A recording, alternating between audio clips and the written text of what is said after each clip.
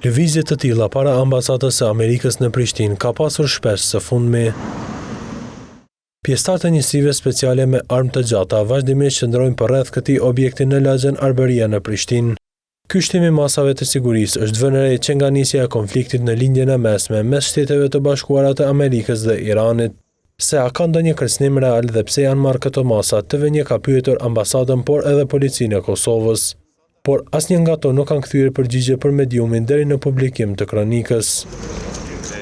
Profesori i shkencave të sigurisë Fatmir Çollak vlerëson se masat e ndërmarra janë adekuate që mos t'i lihet asgjë rastësisë. Mund të supozohet arsyeshëm dhe potencialisht është e mundshme me ndodhë një atak në objekte ose resurse humane të misionit të ushtarak të forit, po edhe ambasadave apo çfarë do të qoftë dhe nga kush do të qoftë që vjen nga Amerika mund të ketë. Pra, është potencialisht e mundshme me pas një sulm dhe që të evitohet kjo, janë shtu masat e sigurisë.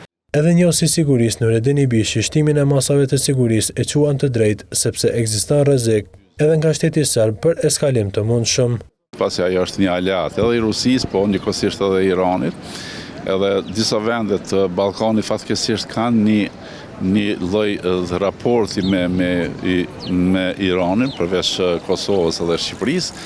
Edhe normal disa shteteve, kështu që gjithë kjo bën, nga se Vullini është kërcënuar direkt në kuptim se do të ndërmerren masa sikur duke krahasuar shtetin e Serbisë me Palestinë apo Mosadin me BiA, çka fare nuk ekziston.